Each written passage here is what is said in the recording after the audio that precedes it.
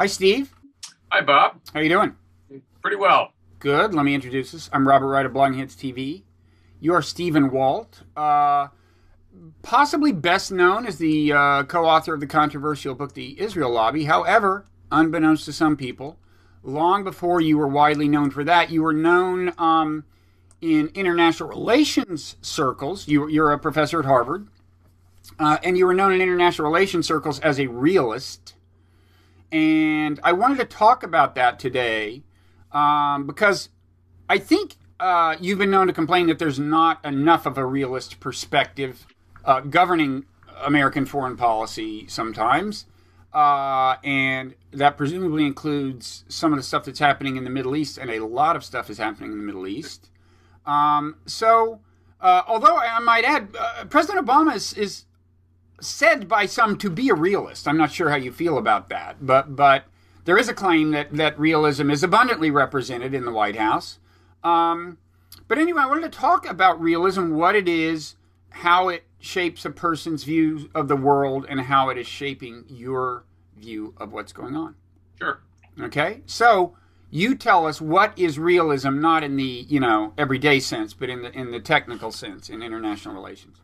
Among scholars of international politics, realism is an approach or a body of theory about how international politics works. It puts states at the center. It sees them as the most important actors. And it sees the situation that states face as different than other forms of politics because there's no world government that can protect different countries from each other. States live in a world of anarchy. That doesn't mean chaos. That simply means, for IR theorists, that there is no central authority that can keep states from fighting. And that means it's a self-help world. Each state is ultimately out for itself, has to worry about its own security. And that means power is really important for realists. The distribution of power, maintaining balances of power is central to what drives international politics. So realists tend to be wary of big idealistic or ideological crusades. We tend to think of world politics as being very heavily driven by power considerations and by security concerns. And it's not to say that these things are the only things that matter or that realists don't care at all about morality or ethics, but we tend to see most of foreign policy as driven by self-interest. And we think that if you lose sight of that fact, if you start paying relatively little attention to security or you stop worrying about the balance of power, you're likely to get yourself into real trouble. One final just point about realism is there have been a number of prominent realists in the history of American foreign policy. Henry Kissinger is usually seen in that light, George Kennan, Walter Lippmann as well. People like that didn't agree on everything, but they tended to have a rather pragmatic view of what could be accomplished. And I would argue that realists have not been very evident since the end of the Cold War. The last, I think, really prominent realists in American foreign policy were, say, Brent Scowcroft and possibly Colin Powell. But I think since the end of the Cold War, it's been a sort of tacit alliance of neoconservatives and liberal interventionists who have been setting the tone for much of American foreign policy, and with rather unfortunate results. Okay. So there's a lot there. The basic idea is it's a jungle out there. Do not be deceived. All these animals out there called nation states are going to act in their self-interest. And you presumably should too if you're a nation with a foreign policy. And so go at it with those assumptions in mind. Wow, a lot of places you could go. I would say I think one thing that has come to be associated with realism that isn't part of the definition, but maybe because it's kind of consistent with it, is a fear of blowback or an alertness to the kind of unintended consequences of doing things for idealistic reasons. Yeah, I think that's right. I think it's not a central part of the sort of coherent theory of realism, at least as academic realists write about it. But I think if you look at most of the people who would be considered realists in the foreign policy community today, most of them are very wary about ambitious programs for social engineering in far-flung countries that we don't understand very well. Mm-hmm. And it's for two main reasons, and you touched on them. One is that these vast projects are very unpredictable. It's hard to be confident that you're going to succeed because re-engineering a foreign society is a very complicated process. Don't you think the Iraq thing went pretty well, though? Yeah, brilliantly. And all of the predictions before we went in have been borne out.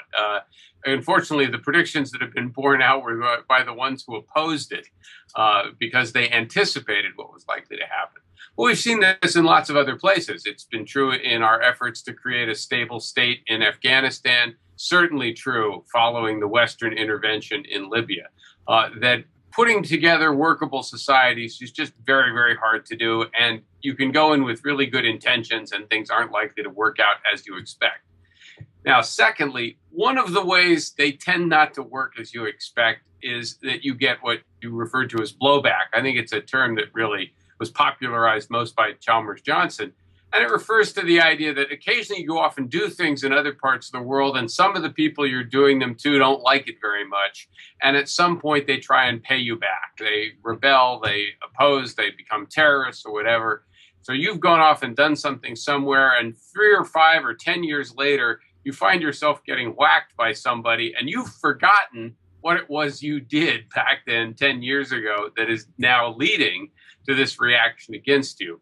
And I think realists are sensitive to the fact that if you're very powerful and you use that power in lots of places, some of the people you're using it on aren't going to like it, and a few of them are going to find ways to make you pay a price. It's like, oh yeah, we did sponsor a coup in Iran in 1953, come to think of it, didn't we? Exactly. We did overthrow other governments in various places. We have armed a number of countries in the Middle East and elsewhere, and some of the people we've armed haven't used those weapons in particularly benevolent ways. We've backed governments that were deeply corrupt, etc. And all of those things, not all of them, but some of them will eventually come home to roost. The problem is we may have forgotten that we bore any responsibility for that, and we'll assume that the people who are doing these things to us are doing it just because they hate America, hate our values, or because they are inherently evil. And realists tend not to see it that way. They tend to see we've had some role in some of the bad things that happened to us. Mm-hmm. It's funny because a lot of times the kind of meddling that leads to the blowback was probably itself justified as realism, at least in the conventional sense. In other words, these people thought, hey, it's a tough world, right? I mean, a lot of these things, the coups, the assassinations, and so on, they were probably thinking of themselves as realists, at least in the everyday sense of the term, and as quite far from idealistic. It seems like a lot of the meddling during the Cold War was only idealistic in the sense of being justified by whatever the philosophical, justification for the Cold War was. That's a very good point. And I think, certainly most of the people who ran American foreign policy from 1945 right through to 1992 thought they were engaged in hard-nosed realpolitik. Mm-hmm. And some of what we did certainly was consistent with a realist point of view. The fact that we created these very successful balancing coalitions against the Soviet Union, the whole strategy of containment was very much a realist strategy and worked very well. And at the risk of oversimplifying, I'd argue that, in fact, the realist elements of American strategy were quite successful for the most part. It was the places where we, in my view, departed from realism, where we started worrying a lot about falling dominoes, which really isn't a realist idea. When we began to think that we could spread democracy in lots of different places where it had never existed. When we paid, I think, excessive attention to events in parts of the world that were not strategically vital, that didn't have vital resources or key strategic locations. Most of those activities didn't work out very well. Fortunately, the Soviet Union did even more dumb things and was weaker to begin with, so we ended up winning the Cold War. Yeah. Afghanistan was a dumb thing where we kind of countered their dumb thing with another dumb thing. And, well, you could argue it either way. I mean, that's a complicated thing. But let me get to another point. So you said that realism assumes a world where the primary actors are nation states. And I was tempted to say, well, then it's a good thing with you that ISIS declared itself a state, or you would be totally flummoxed as to how to even think about it. And there is a serious point, which is that even now that it's calling itself a state, there still are all of these non-state actors like Al-Qaeda. Can realism accommodate those? It doesn't fit neatly into, sort of existing academic theories of realism, which, as you just pointed out, are very state-oriented. I do think a realist perspective still gives you some purchase on that.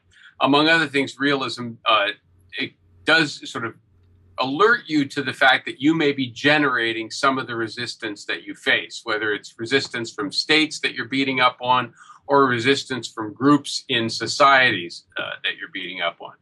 Secondly, realism reminds you that in fact, most states, regardless of their ideological orientation or their politics, tend to be rather wary about non-state actors that are trying to overthrow them. If we're thinking about ISIS, or what it now calls itself, the Islamic State, this is an organization that actually poses a potential danger to a lot of other countries, including some bedfellows who you might not normally expect to jump in bed together.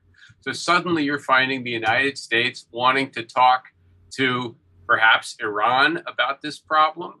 We are back cooperating with the Maliki government in Baghdad, I think somewhat reluctantly.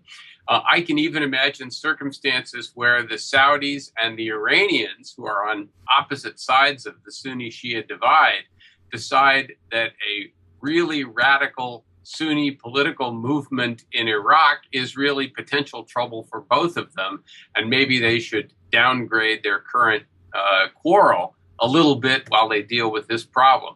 Again, I think realism alerts you to that set of possibilities, that both states and non-state actors are ultimately self-interested, ultimately competing for power, and the key for statecraft is to try and take advantage of cleavages among your adversaries and bring together as many supporters as you can. Mm-hmm.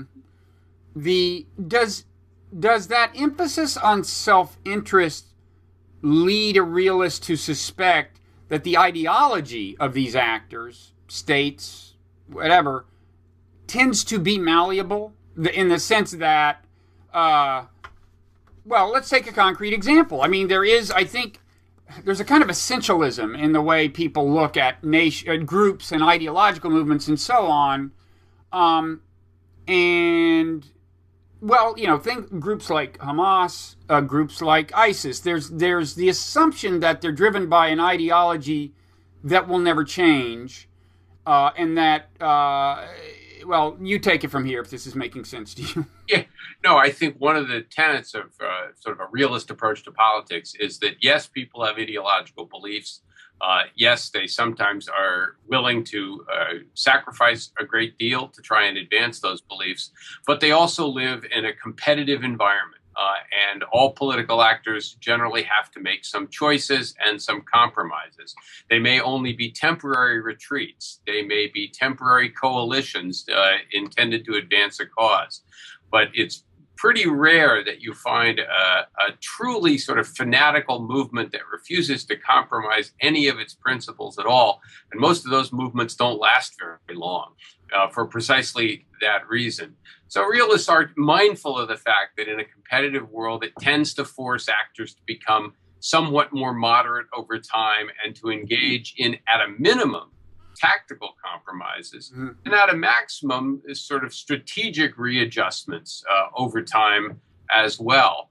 And it seems to me what's interesting from what we can tell so far about ISIS now is that they have been this sort of odd mix of real pragmatism in certain ways and let's call it real extremism in some other ways.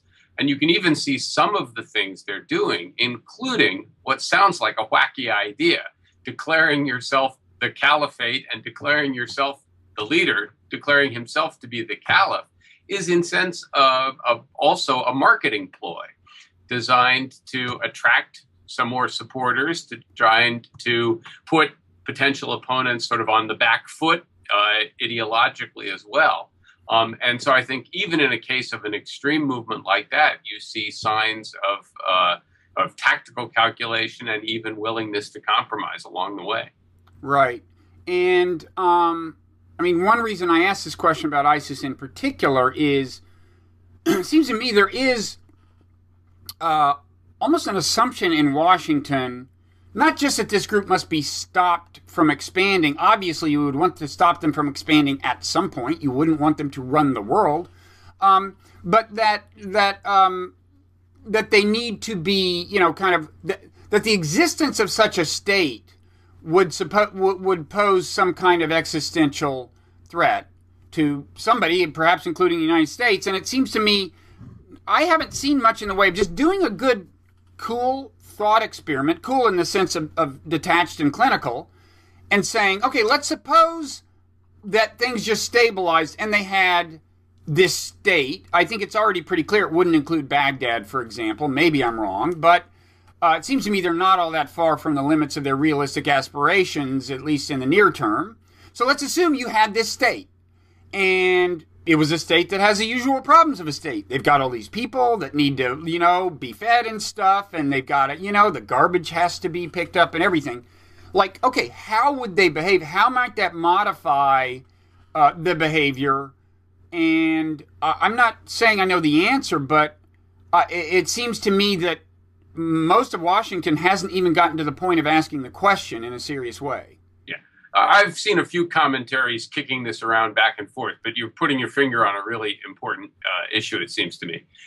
First point is there's, I think, a very powerful tendency in Washington to assume the worst about any political development happening anywhere, particularly if it involves people that we have good reasons not to be fond of or whose behavior we find objectionable. And it's very easy, because we're all very creative people, to imagine sort of nightmare scenarios by which either they just continue to spread in a wave across the Middle East, which I think is extremely unlikely, bordering on absurd, or to imagine scenarios, well, maybe they consolidate control, and then maybe they create a safe haven, and then maybe they attract some technologically sophisticated people to their banner, and maybe they're able to get some renegade Russian general to give them some nuclear material, and maybe they're able to steal a cruise missile from some Iranian sympathizer, et cetera, and next thing you know, they're firing it at an American aircraft. Also assume they're crazy. Right. Which you would have to be crazy in the sense of wanting to die yourself, not just wanting to send martyrs to their deaths, but actually wanting to die yourself.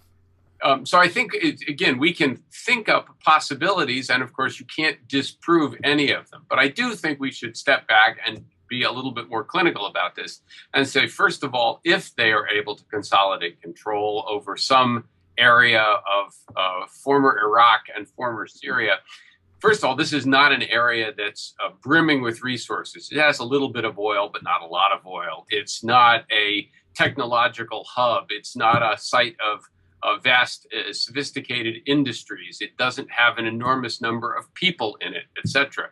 In other words, we're not thinking about a state that has suddenly recreated something like Nazi Germany or Imperial Japan or the former Soviet Union. It's not going to be as powerful as Saddam Hussein's Iraq was, and Saddam Hussein's Iraq was easily defeated not once but twice.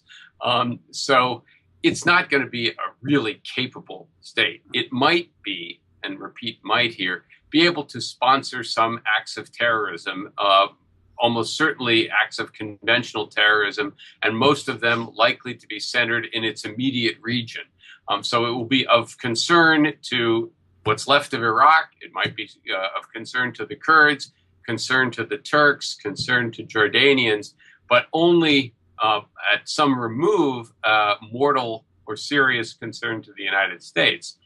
I think that's the place we ought to begin, is that this is not a good set of developments, but it is not 1938. It is not something that we should view as a direct and imminent threat to American security, and probably not to the security of most of our friends in the region. Well, and there's also the fact that, should it start sponsoring terrorism in a conspicuous way, it's not a very elusive target. I mean, one virtue of being an actual non-state actor is that you can like melt into the forest or the woodwork or something after you do your terrorism. Whereas this terrorism would have a return address, and it's not as if, you know, and moreover, it's basically, it would be starting off surrounded by enemies essentially. I mean, the Sunni states, whatever assistance may have come from various players in a place like Saudi Arabia, surely the government of Saudi Arabia considers this movement a threat. And so, I mean, it's surrounded by enemies who know its return address, know the return address of any of the terrorism. It's hard for me to imagine the thing getting out of control, except possibly in the sense of triggering a war that it ultimately loses for sure. Yeah, I think that's right. I mean, the other thing to remember is there have been a few other examples in history where, in situations of statelessness or anarchy, when central governments have been very weak, that's been true now in Syria and Iraq since we invaded, where relatively small movements have been able to control or appear to control large amounts of territory, particularly territory that's sparsely populated to begin with. When you see these maps showing the area they control, that's true, but most of those areas aren't populated. It's that they control most of the key cities, some border control points, things like that. Their actual footprint of physical control is quite limited and can be done with a relatively small number of people. Some people have made the comparison to the Taliban and their ability to take over in Afghanistan in the 1990s, which was rather similar. Relatively small group of people, by controlling a few key cities in a situation of great social dislocation where the other warlords had mismanaged things in a variety of ways, suddenly the Taliban were able to gain control. As we saw in 2002, 2003, however, the Taliban hold on Afghanistan was itself very brittle and very fragile. And I think it's more than likely that if ISIS really ever does get challenged, it may prove to be a rather evanescent phenomena. They were able to do really well in some pretty ideal conditions, but once they faced more serious challenges, some of the people who may have gone along with them begin to defect. People are disaffected by their rule. They may even have internal cleavages that we don't know about yet. Again, it's hard to see this as the sort of Bolshevik revolution that then suddenly leads to a 50 to 80-year struggle against world communism. Mm-hmm. I guess if there was a threat that I kind of considered semi-plausible, or at least, worth addressing, it would be like if I am one of these Sunni states like Saudi Arabia, one scenario that might worry me is not so much terrorism emanating directly and discernibly from that state as the power of inspiration emanating. In other words, these Sunni states have their disaffected people who don't like the authoritarian rule and may consider themselves jihadists or whatever. They're under control for now via, among other things, authoritarianism. But I guess I might worry that if this so-called caliphate seems to be flourishing, even kind of surviving, I might worry if I'm Saudi Arabia that ultimately nourishes what could become a successful revolt, and maybe it could. I assume that the hold on power of some of these authoritarian governments is in some sense a little fragile, the way it can be in authoritarian states. Yeah, I think that would be a concern. It's the sort of standard worry about political contagion. And you will recall back when the Arab Spring began, some of us, myself included, were rather surprised by how quickly things began to reverberate, starting in Tunisia, then in Cairo, then in Syria, Libya, and a number of other places. Now, what's also interesting is people who were very optimistic in, say, 2010, 2011, that this was really going to sweep and encourage the emergence of pluralism within the Arab world, have, I think, now been disappointed by the backlash. The state struck back in Egypt.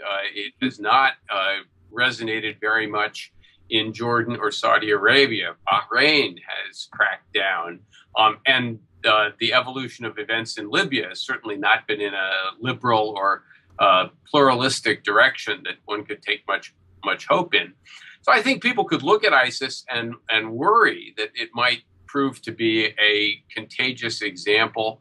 But that sort of thing is pretty rare in world politics, that things really do spread. The potential targets have lots of things they can do to try and bolster themselves against it. And it's unlikely, it seems to me, that movement, if it, even if it survives, is going to have such a track record of success 5 or 10 years from now that people in Saudi Arabia or even in places like Jordan, that large numbers will say, oh, gee, we want to live like they're living. We want to have an experience like theirs. What I think is more likely is we're going to be seeing a series of experiments or variations on the role of Islam in politics, and it'll take a somewhat different form in each of these places, of which this is, again, sort of one scenario, of which maybe this new Islamic State in former Iraq and former Syria is one variation, but only one of many. Mm-hmm. And that's, by the way, completely speculative on my part. Yeah, well, as it has to be. Speaking of the Arab Spring, here's a little kind of a curiosity or paradox that I haven't totally figured out, which is, I mean, first of all, I consider myself a kind of realist. I've called myself a progressive realist. And I know my view, I was supportive of the revolution in Egypt and very much against the coup and against America's tacit acceptance of the coup, I guess I would say, and lately, basically embrace of the coup. If I read your Twitter feed correctly, you share at least some of those sentiments, and you wouldn't really expect a realist on theoretical grounds necessarily to view things that way, right? I mean, I'm trying to figure out why I think I have an answer as to why I feel this way. But you might think that the realist position is, okay, you had the coup, a government's a government as far as America is concerned. If they've got control, they're the guys they're dealing with, and if they want to be friends, we want to be friends. So if I'm right that you're kind of skeptical of what America's policy toward the coup was, and maybe I'm wrong, how do you square that with your realism? I agree there's a tension there, but I think one of the ways I've squared it in my own mind is it's one thing to sort of be actively supporting social upheaval in Egypt or actively supporting, a greater turmoil. And it's another thing to sort of fully embrace a government that's clearly now both not listening very much to American advice, but also completely contrary to American values, whatever it is we claim to stand for. And I think a realist would say, look, we have our values, we want to see them advanced, but we have to be pragmatic in this very competitive world. There may, however, be circumstances where what we really want to be is more detached in general. And that's where I come down on the Middle East right now. I think that whole region is in for a difficult series of decades as it deals with a whole series of social and political cleavages and conflicts that are probably going to get worse before they get better. And the United States has the great good fortune to be a long ways away from them and without any deep, vital strategic interest there. That's, by the way, particularly true as we become less and less dependent on energy from outside America's borders. Mm-hmm. Doesn't make energy of no concern, but it does diminish its importance for the United States to some degree. So the question I think that Americans are going to have to debate with respect to the Middle East is, are we likely to be better off keeping the region as much at arm's length as we can? Or are we likely to be better off being actively involved, trying to shape events, trying to decide who's going to be in power, backing different factions? And my sense is our track record over the last 15 or 20 years is actually quite poor in trying to do that sort of thing. And we'd be better off letting the region sort out most of its problems for itself and working, in a sense, with whoever wins. And I think we can get away with that because, again, none of these actors are especially powerful or likely to pose a mortal threat to vital American security interests.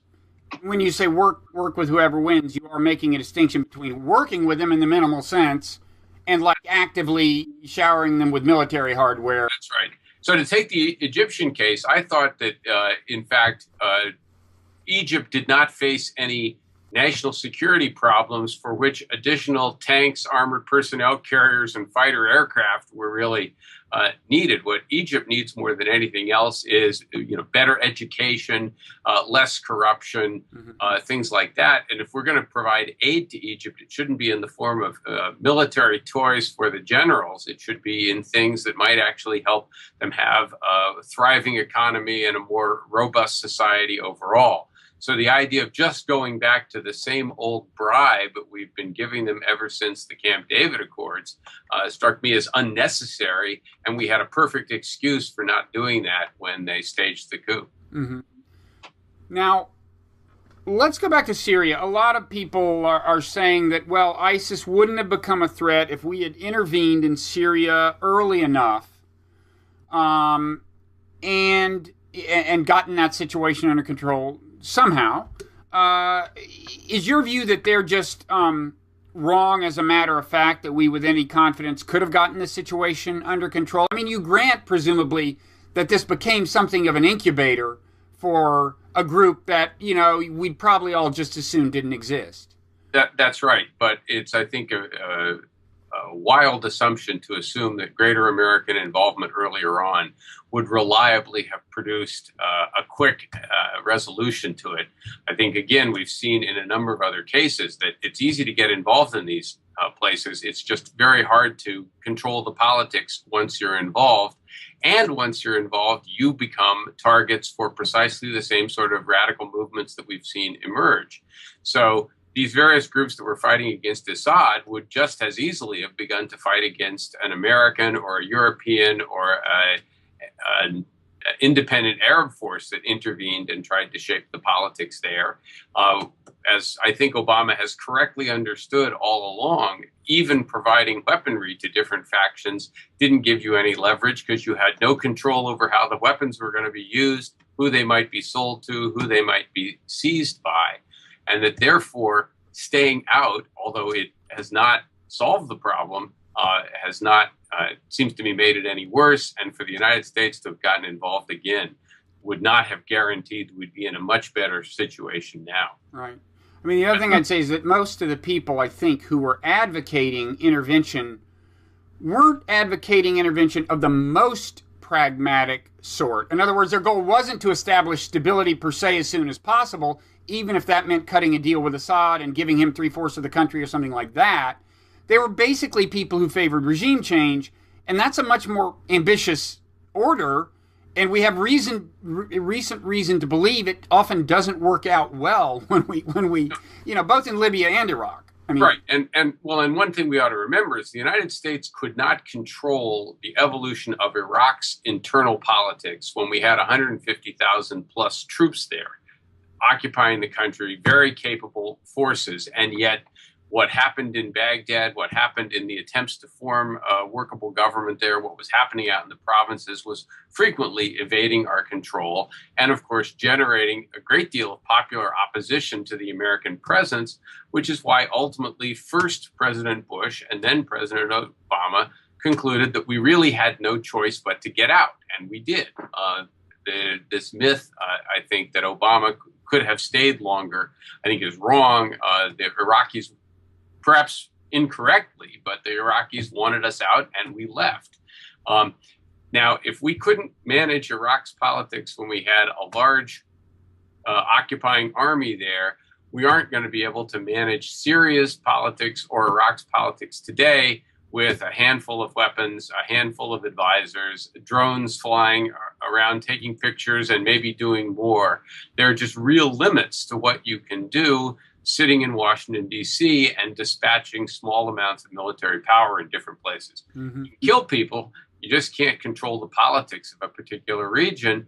And as in Afghanistan, as in Iraq, as in elsewhere, ultimately it's going to be up to the people who live there And perhaps at the margin, we may be able to help in various ways, but we want to be really humble about what we think we might be able to accomplish. And we want to be very mindful of the fact that the results may be quite the opposite of what we really intend or want. Mm-hmm. Now, I think I heard you say that in Syria, Obama seemed to be mindful of the fact that when you get very involved in a place, one of the things you're doing is just directing fire toward yourself. You know, not just in the immediate sense, but in the long-term sense of where the jihadists decide the biggest enemy is. In the recent weeks in Iraq, I'm not sure I've seen the administration be quite as mindful of that as I might like, and I certainly haven't heard that much discussion of this in Washington. That, first of all, Obama did send advisors immediately, which kind of did identify us with, for example, the assault on Tikrit. That was seen as in some sense, an American-assisted operation. And I haven't heard many people, like when Russia says, well, we want to send our, aircraft, we want to beat you to the punch. I haven't heard many people in Washington say, well, fine, you become the far enemy of jihadism everywhere, right? I mean, I'm surprised by the lack of cynicism. Am I wrong? Or no, I think that, first of all, there's a deeply embedded tendency within the sort of Washington foreign policy world to assume that almost any problem in the world has to have a solution that's made in America. This is best embodied in Madeleine Albright's famous line that the United States is the indispensable nation. And if you're, a Washington policy wonk, that's the way you tend to look at almost any problem, that this problem ought to be solved by us first and foremost, or it won't get solved in the right way. An alternative way to think about it, and I think one that's more consistent with my sort of realist view, is that, boy, if you can get somebody else to take on some costly, difficult, intractable problem, that's smart. And you ought to save your wealth and save your power for when it really matters, when the wolf is really at the door, when you've really got to go find bin Laden, or when you've got to stop a Nazi Germany or a Soviet Union from invading Western Europe. And the rest of the time, you want to try and shove these burdens off onto others, particularly people in the region who have a much greater incentive to do it than you do. So in that sense, the impulse we constantly have to sort of send colloquially to send the Marines, I think is an impulse we ought to resist. Mm-hmm. Difficulty is, if you're the American president, I think that's also a very difficult propensity, because you've got all these forces. You've got military is garrisoned around the world. If any problem happens anywhere, there's probably something you can do about it, right? And your advisors will come in and say, Mr. President, there's something really horrible happening to some unfortunate people, and there's that big red button on your desk, and if you press it, we can do something about it. Mm-hmm. And it would take an extraordinary discipline not to occasionally press that button. So even a president like Obama, who I think has very sensible instincts, nonetheless found himself getting involved in Libya, despite his initial inclination not to, has done, I think, more in Syria than he initially intended to, has got advisors heading back to Iraq, even though the mantra of his whole 2 terms has been, I got us out of Iraq.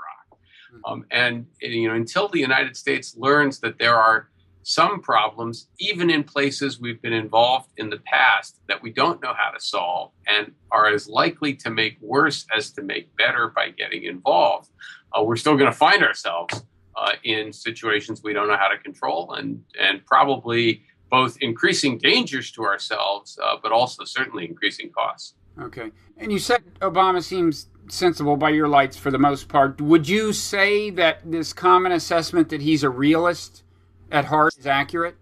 I tend not to use that to describe him. I think he has a certain, pragmatic view of foreign policy. He has a realistic sense of what U.S. power can and cannot accomplish. So in that sense, yes, I think he is sort of realist, cost-benefit, national interest kind of focus. I don't think he has a well thought through or clearly articulated sort of realist strategy, a set of, here's what are the most important objectives or priorities that I want to use to guide my foreign policy. And I don't, and he is occasionally prone to, succumb to the more idealistic, let's advance human rights, let's spread democracy, just like, the Bush administration and just like the Clinton administration. Again, that's pretty heavily wired into the foreign policy. Well, he did choose Samantha Power as one of his guiding lights early on, right? Yeah, she was an aide to him back when he was a senator. So, I think he's has always had some, admirably idealistic notions. From my perspective, I wish though they were tempered occasionally by even more restraint than he's actually shown. Mm-hmm. So on ISIS right now, would your recommendation be that we do nothing in particular? Would you not have even sent the 300 advisors or however many people are over there now? Yeah, I think I would have not.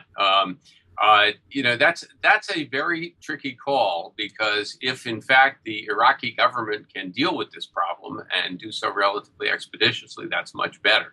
The danger, of course, is that this isn't a success, and that then the question is, well, do you send 1,000 more? And we've seen that movie time and time again. I think it also put us in this sort of awkward position where we now see Maliki as part of the problem. That what has allowed ISIS to advance as rapidly as possible is the sectarianism that Maliki has displayed for months, if not years now, and how that's alienated much of the Sunni population that isn't really sympathetic to the ISIS agenda, but certainly is hostile to what Baghdad's doing. The problem for us is that we've now sort of re-embraced the Maliki government before they've altered their policies. And indeed, they can't even get a government formed out of the Iraqi parliament right now. I guess I would have liked to have seen the situation in Baghdad improve before the United States moved to embrace them yet again. Yeah. Now, did you read this Steve Call piece in the New Yorker about how we should we should organize all these Sunni states to do something in Iraq? Yeah.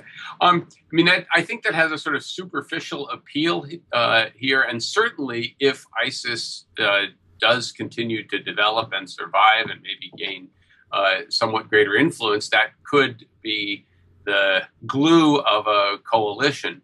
The problem I see in it, first of all, is that a lot of these governments that we're rounding up are not particularly admirable and have a lot of their own problems.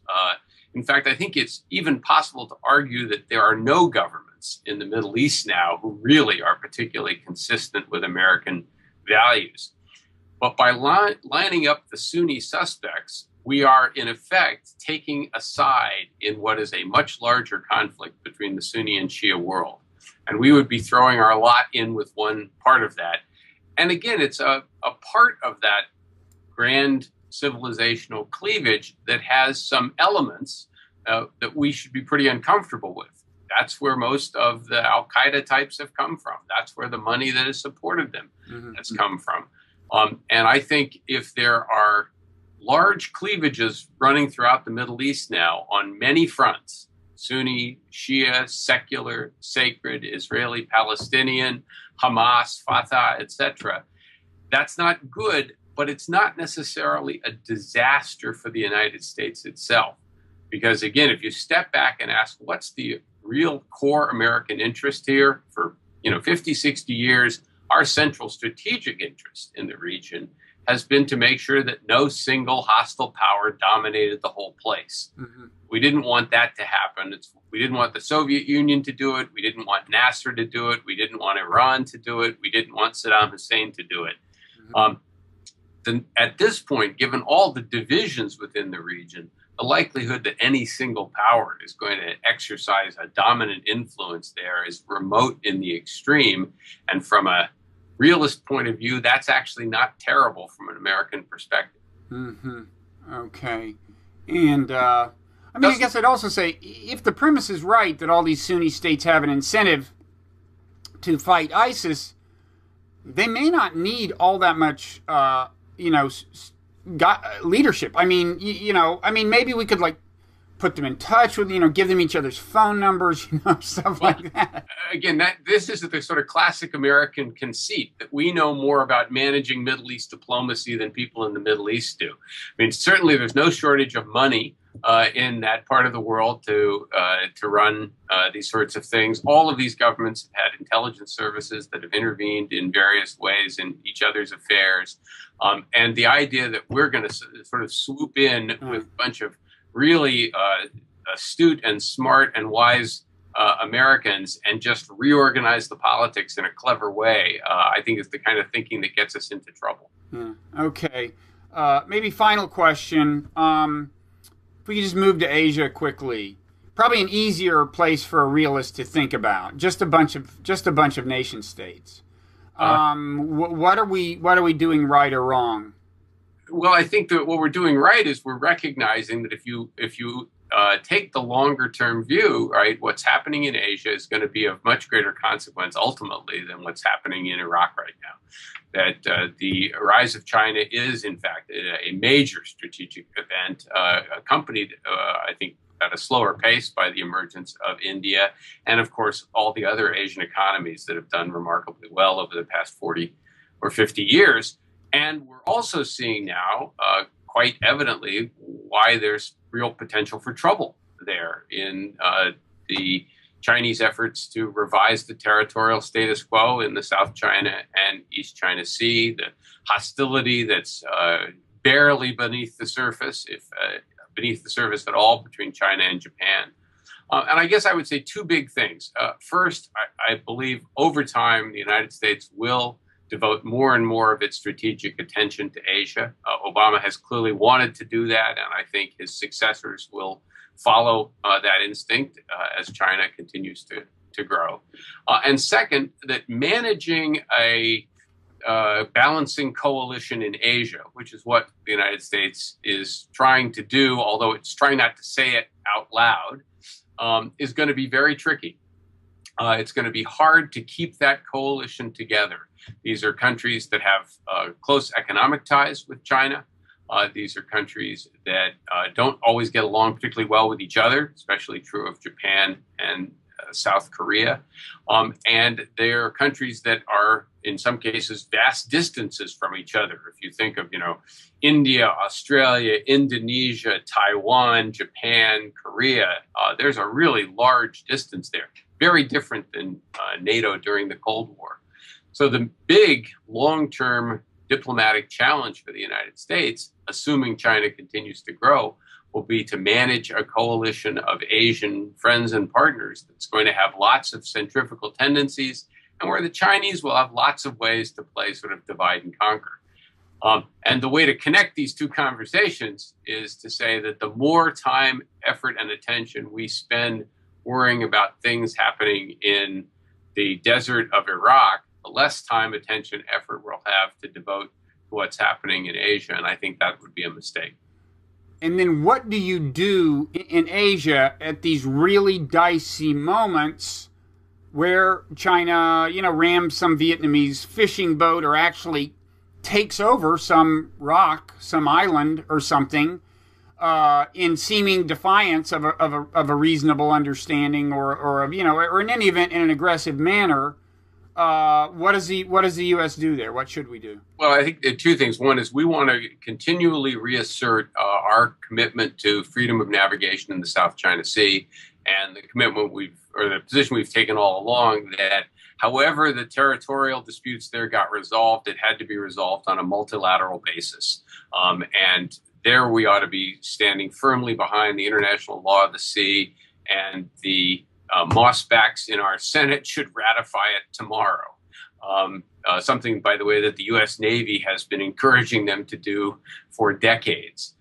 This would give us, I think, somewhat greater legitimacy in pressing that position towards the Chinese. Mm-hmm. And I think over time we're going to have to be willing to commit ourselves more strongly to a number of the countries in that region. The tricky part is to do that without then encouraging them to take on risks that we don't want them to take. And there is the danger, the sort of moral hazard problem, that if you back an ally too energetically, they begin to take steps you don't want them to take. Mm-hmm. And so part of the alliance management problem for us will be to give these allies enough support so they feel confident, Mm-hmm. but not so much that they either free ride on American protection, let us all do all the real work, or engage in reckless behavior of their own that then get us into trouble. Mm-hmm. And that's going to mean we need to spend a lot of attention there, have diplomats who really understand those countries, are very comfortable talking to their counterparts, and devote a lot of high-level attention at the White House as well. Mm-hmm. Now, the Law of the Sea Treaty, you said at the outset, realism assumes, no world government. Well, the Law of the Sea Treaty, I would say, is an example of kind of global governance, right? Right. And there are other such examples. I mean, the World Trade Organization now has an actual, an adjudicatory function, and it can levy, kind of not super strong penalties, but not trivial ones. It can authorize retaliatory measures and so on. And, a little known fact is that, Hans Morgenthau, who's, I don't know, either the founding father of realism or certainly one of them, in some book of his that I've got, which I think is a classic, whatever his classic book is called, he actually says, if there were a world government, realism could adapt. Realism is not, the core of the perspective is not incompatible with that. I'm not sure I agree with his view on that. It certainly would remove some of the bite of political realism, although he had a sort of broader realist philosophy that did incorporate, domestic politics in various ways. But Morgenthau, in that book, Politics Among Nations, has a chapter on international law, and realists, I think, are often caricatured as people who don't believe in international law, don't believe in international institutions. I think it's more accurate to say that realists see law and institutions as tools. They are tools of statecraft that countries use to advance their interests. So we help promote the World Trade Organization, and we abide by its decisions, even when it goes against us, because it's ultimately in our interest to have a set of rules governing the trading regime than it is to have no rules whatsoever. And because we're so powerful, we had a really big voice in writing a lot of those rules, too. Similarly, the law of the sea is something the U.S. Navy favors because we control the seas. We'd like to have rules that govern how others use it. We'd like to know where territorial waters begin and end. Mm-hmm. It makes it easier for us to operate. The final thing that realists would say is these rules are very useful. Institutions are valuable tools of statecraft, but they can't stop powerful countries from doing what they really feel they have to do or really want to do. It's especially true for a country as powerful as the United States.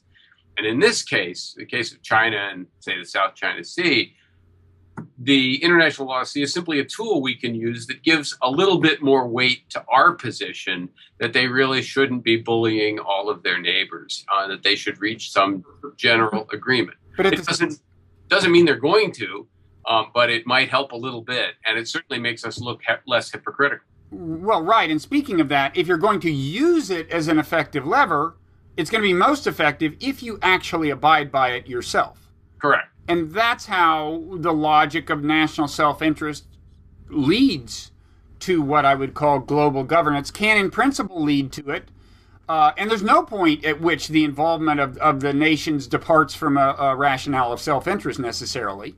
But you can still wind up with robust international institutions, including ones with punitive levers. Right. I agree completely. And, one can think of multiple sets of issues where this is the case, and generally sort of any issue where no single country can accomplish what it needs to or wants to accomplish entirely on its own. Mm-hmm. So climate change would be a perfect example of that. The global health regime would be another one. There's lots of places where, enlightened, self-interested states have understood that in order to get what they wanted, they were going to have to both reach agreements with others, but then that they would be better off writing those agreements down, turning them into an institutionalized set of rules.